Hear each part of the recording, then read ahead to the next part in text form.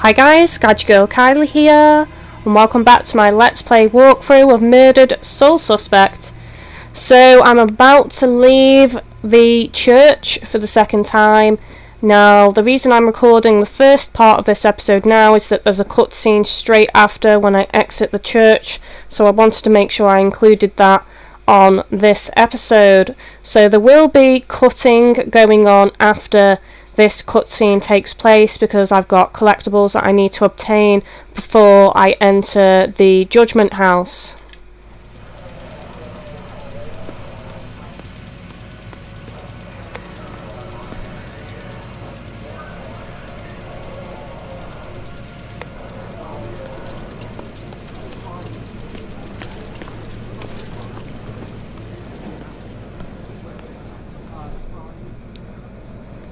Some ghost thing and get me out of this. Come on. Trust me. You're better off this way. The killer was after you. Oh. What happened in there? You know. You know full well, love. He didn't suffer. You're lying. He died protecting innocent people. That's all you need to know. He died because of me. Hey.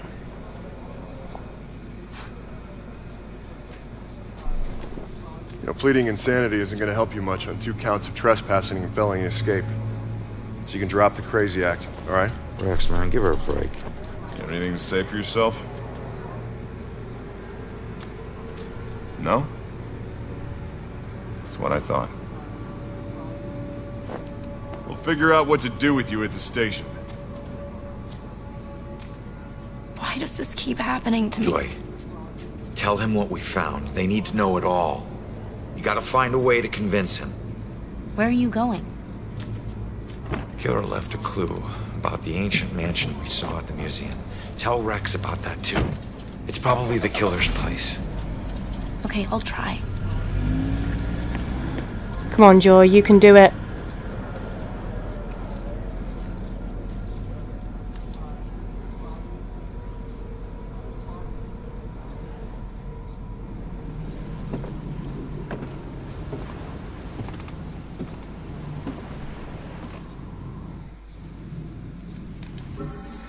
Joy's safe in custody. Rex is carting Joy off to custody. I know the harsh sting of losing your freedom, but it's better than losing your life. Indeed it is! Okay guys, I'll cut the video here, so when I return I shall be entering the Judgment House, and I should have obtained all the collectibles that I can possibly get before entering the Judgment House. So, on my travels exploring the streets of Salem, I came across another ghost spirit. I've pretty much done all of the other ones that you get trophies for. This is the final one I was missing. I actually wondered where it was. So it's on the streets of Salem. I can't really show you a map, but it's actually near the police station. So you can see that I'm on the right hand side of the SPD tower, and if you head towards the large white building that you can't go through, just look around there and you should find this car crashed into the bush. So I'm just going to talk to this guy and try and help him pass on, and we should get the last trophy for helping out the ghost spirits. Hey, calm down for a second and talk to me. What's your name?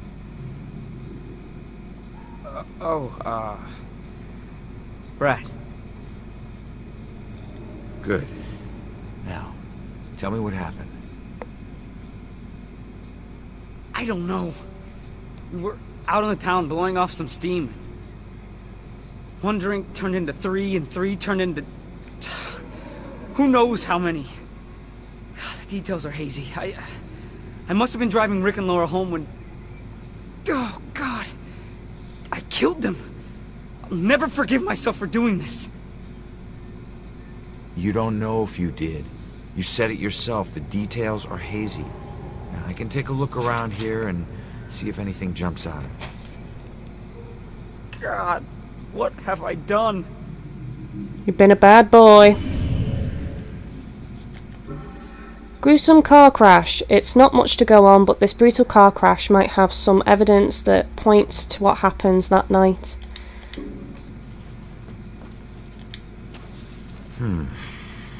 This must be Brad's car. Be rad. The car's vanity plate. There's no doubt that this was Brad's car. It's not looking good.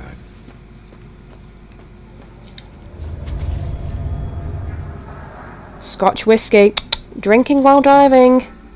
A broken bottle of Brad's favourite whiskey. Not a good sign.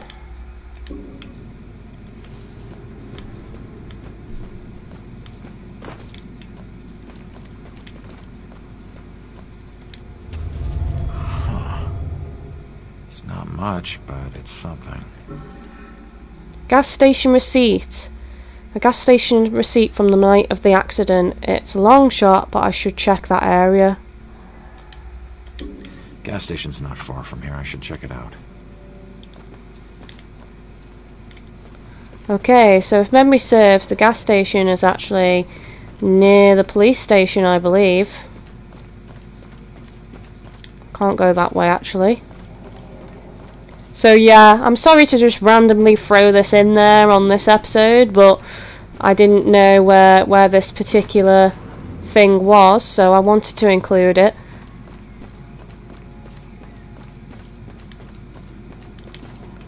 So there's the police station, and here's the gas station.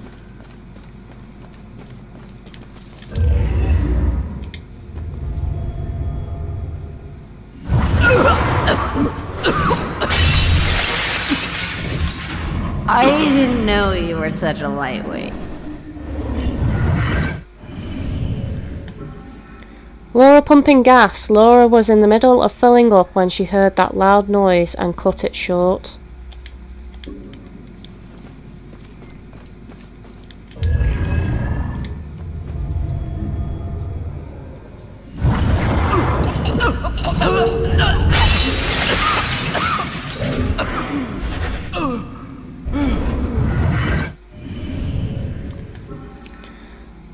Rick puking. Rick may have been drunk off his ass, but still, something startled him.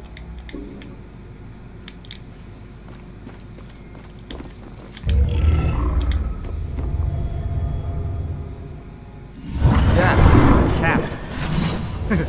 I mean cab. What? Oh, gas station. Yeah, the SOC. Okay, great. Brad making a call. Looks like Brad was trying to call a cab, but something scared him off before it could arrive.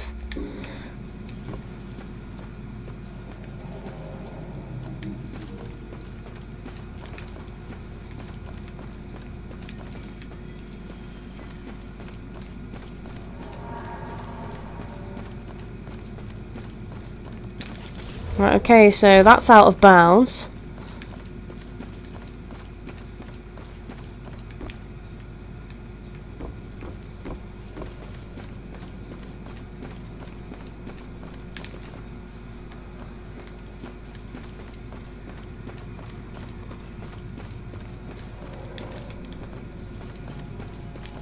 That's out of bounds. Oh, I don't know, guys. We might have to try and find the answer.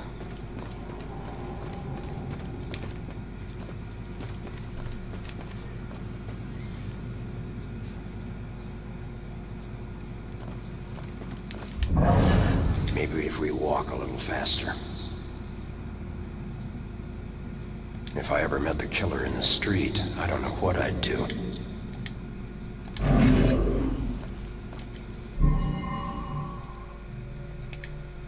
Is there a witness who saw who was driving? I don't know. Let's try them all. Brad making a call. Puking man. And Laura pumping gas. Seems they're all spooked by that loud bang. Mysterious bang. They all heard a loud bang that scared them off. If I could just figure out what they heard.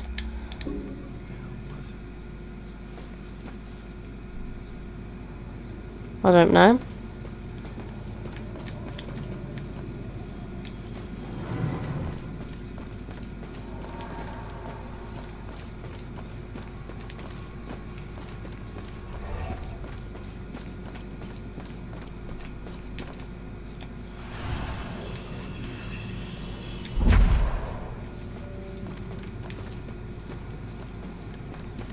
I honestly don't know. Maybe head back to Brad and see what he thinks.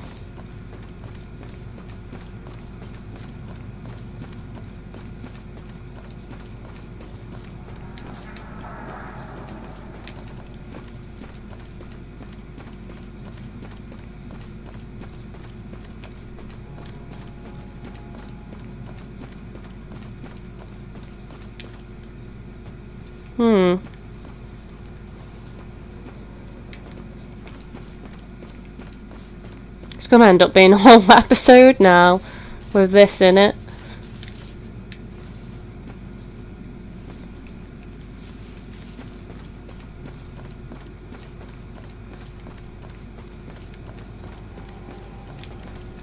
I shall be back in a moment.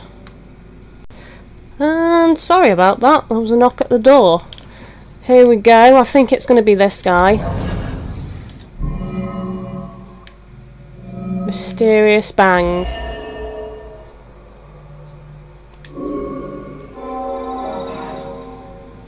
Wish I didn't slam the door so hard. The stupid window was coming out of my paycheck. I was just so pissed at those drunken assholes. Who do they think has to clean up their puke? Jerks like that discourage business. I never should have let that woman drive off. I should have just called the cops. So, Brad wasn't driving after all. It was Laura. Well, we can't change what happened, but he'll be glad to know he wasn't the one behind the wheel.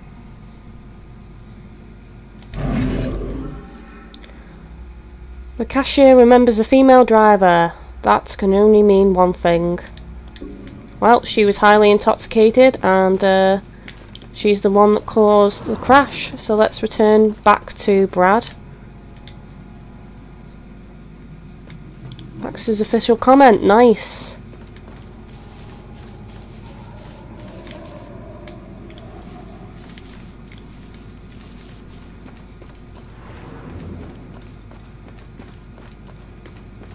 Does SOC gas ring any bells? Wait. I remember stopping to fill up. You guys did more than fill up. The cashier wasn't thrilled to clean up after your buddy Rick. And you even tried to call a cab. God. I don't remember any of that. When the cashier came storming out, you guys took off with Laura behind the wheel. So, I wasn't driving. Oh. That whole night was a disaster. It's hard to accept my part in things, but at least I know it wasn't all my fault. I don't know what to say. Thank you. You're welcome. Ascend and give me the trophy! Sweet! Okay, so I shall cut the video here, guys, and we shall move on. Okay guys, I've made my way over to the Judgment House, which we won't be entering on this episode because I need to show you guys some of the ghost stories now that I've obtained all of the collectibles. So, if you come to your side cases menu, if you look at all the numbers on each one of the various different collectibles you can get, this is exactly the numbers you should have before entering the Judgment House. The Judgment House is the point of no return, guys, so you need to make sure you've obtained all collectibles before entering the Judgment House. I cannot stress this enough. So this is exactly what your screen should look like before entering the Judgment House. So, I missed the Bell Tower Banshee stories, ghost stories, Man in the Box, and also Eternal Flame. So to finish off this episode, I'm just going to play you guys these stories now before we enter the Judgment House. So to begin with, the Bell Tower Banshee. Well, it was somewhere around noon on a Sunday when I got a call from the pastor. He was looking for someone to fix up the old church. It had been sitting up on that hill, abandoned for over 40 years after getting hit by lightning back in '98. It suffered a bunch of fire damage. So, of course, I agreed to help. I knew something was wrong the second I stepped inside. As an inexplicable chill came over me. Anyway, I shook it off and I set to work. As I started tearing up the damaged floorboards, they were all bad. Well, I uncovered an old rat's nest. It seemed like any of the others I'd seen over my 22 years in the construction business, until I saw the scraps of human hair and bones that the rats had used to make it. Oh, God. Suddenly, I heard the floorboards on the second floor creaking above me, and the sounds of a young girl weeping. Well, you know, I was worried that the damaged section of the ceiling was going to give way under her weight, so, you know, I yelled, "Hey, you know, stop, come down immediately." Well, my voice must have startled her because she went completely silent. So I got up and I went to look for her. When I entered the room upstairs, though, I was surprised to see it completely empty. It only took me, you know, a minute to make my way up there, and I would have heard her run off if she did. But that's when I heard the weeping again. Only this time it was coming from the bell tower. So I climbed up the long, treacherous, curving stairs at the top, and I noticed what I thought was dried blood dotting the way. And when I finally got up to the belfry, I was just paralyzed with terror. Because lying before me was the withered corpse of a young girl.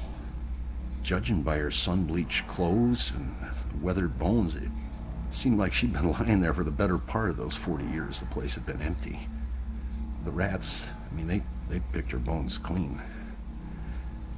I took off running. I didn't stop until I got all the way to town.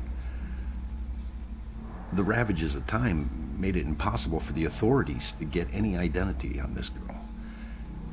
It seems Salem will never know who killed her.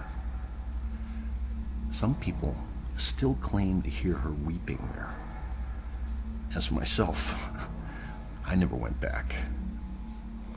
Okay, so that was the story that you collect from the church. So the next one is Man in the Box. This is collectibles you get from the hospital asylum. I've had a long career working as a state inspector for the Department of Mental Health.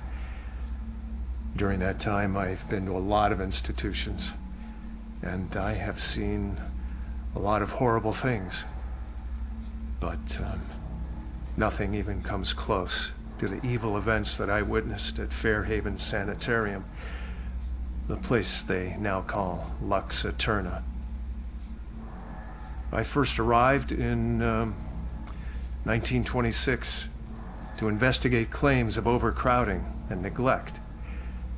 However, Fairhaven's reputation was tainted long before that.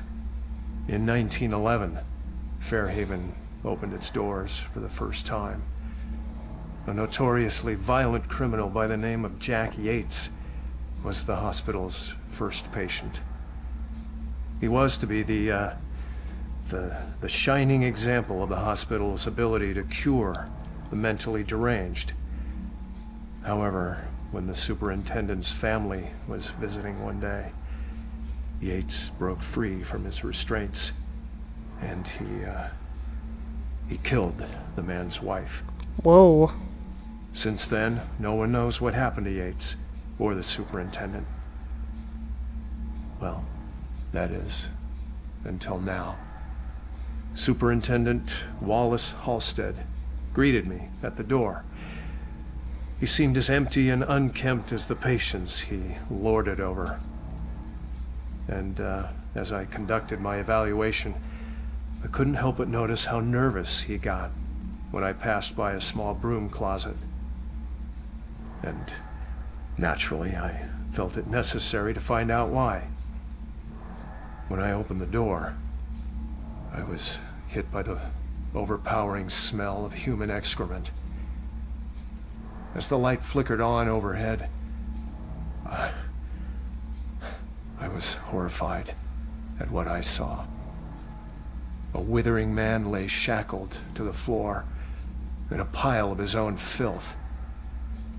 Years of sunless existence had turned his skin, hair, and eyes milky white. He had been chained there for so long that his skin had grown over the shackles. Oh. It took me a moment to realize that the husk of a man was Jack Yates. The police arrived and Dr. Halstead was carted off. Doctors moved Yates from the small room for the first time in 15 years. The floor beneath him was permanently stained with the shape of his silhouette. They tried to remove the shackles from under his skin, but the shock of it all was too much for him. He died the next day. I watched as they walled up his tiny prison, trying to pretend that it never happened. I honestly hope he's in a better place, although the staff still claims to hear his agonizing wails coming from inside the walls. God, these stories just get creepier and creepier.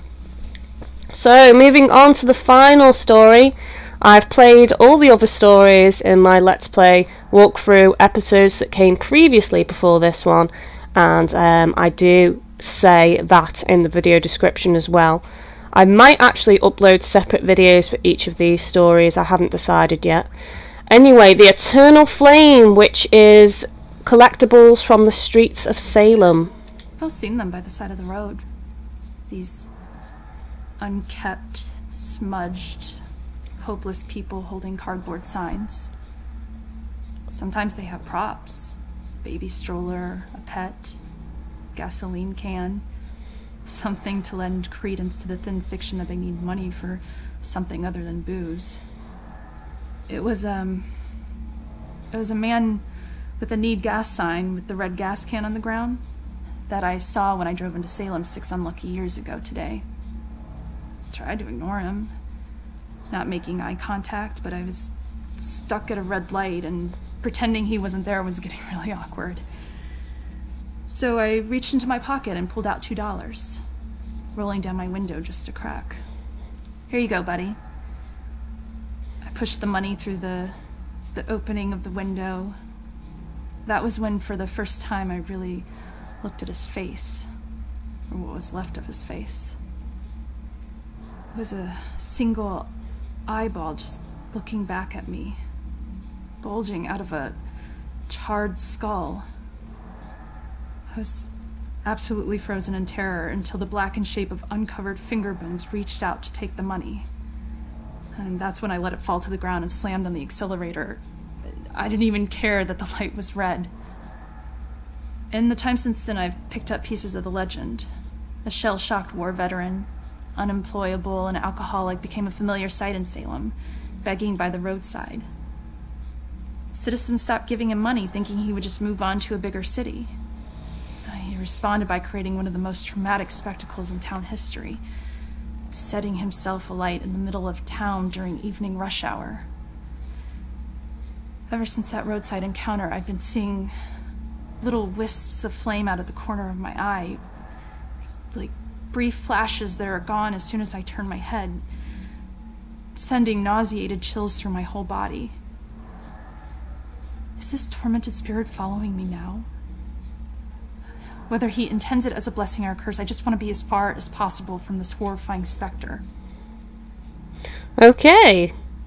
So, as I said, guys, this should be the, all the numbers that you have on screen here before entering the Judgment House. If you have missed collectibles, then I'm going to put a link to an amazing YouTuber in the video description who's done full guide videos for each area on Murdered Soul Suspect. I used his videos to get the missing collectibles that I didn't show you guys in my videos, and really easy to follow guides with commentary, so he talks you through like different landmarks so you don't get lost and stuff like that. It's really excellent. So if you are missing collectibles and you do want all the achievements, all the trophies, or whatever platform you're playing on, or if you're playing on a PC, if you want to get everything, then I do suggest looking at those guide videos if you have missed anything before entering the Judgment House. So I'm going to stop this video here, guys. Don't forget to give a thumbs up if you enjoyed the video. Also, feel free to leave a comment. If you want to help me out even further, don't forget to favourite and share the video. As always, thank you for watching and take it easy, guys.